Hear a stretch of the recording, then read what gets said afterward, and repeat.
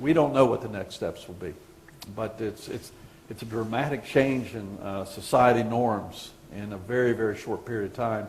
It just so happens the battleground started in Houston with very little media, then it went to Charlotte, and then it came to Raleigh, and that was all politically targeted by some very, very influential super PACs that are supporting the Attorney General for governor, and they're running over $1 million of campaign ads right now in Charlotte on this issue.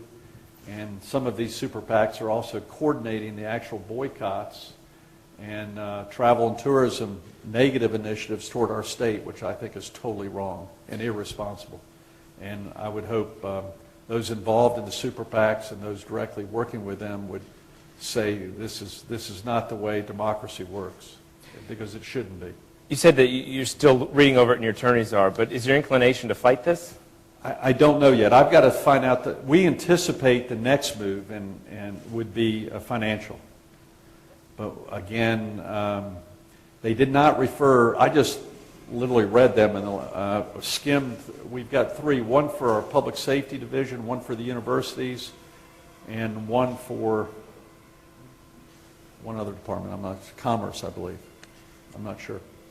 So we don't know what the ramifications would be, but we do know in certain contracts just in the last 3 weeks, this is being initiated by the Obama administration. There's no doubt, and it's coming out of the blue because now there are contracts on my desk for federal funding that all of a sudden within these very thick contracts have restroom policies. These were not in our contracts a year ago that I signed for federal monies, so they've been slid in by the administration. So obviously this is a new initiative by the Obama administration, which is coordinated through the Human Rights Commission, which is coordinated through political campaigns, both at the local level and the statewide level, and also coordinated through some other super PACs, including Progress North Carolina, and some protesters that are blowing horns right outside the mansion as we speak.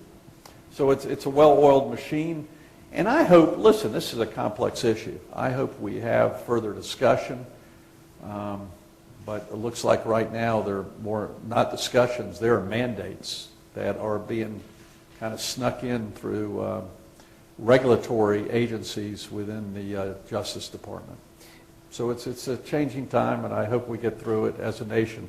But I do want to stress this is not just a North Carolina issue anymore, because the way we rule this, every state will be impacted by this interpretation, I might add, by one agency within the Obama administration. This is one interpretation by one agency. So does this end up in the courts? I don't know. I don't know. Is it worth risking potentially, I've heard figures of $4 billion out there, it was $900 million alone in education funding and the jobs that we've seen, and the other issues of the reputation that we've heard about at the NBA All-Star Game, potentially NCAA. Is it still worth it to you to risk all of that to keep HB2 in place? Well, again, I don't think it was HB2 that caused it, regardless of what you and the national press might say. This was started by the left.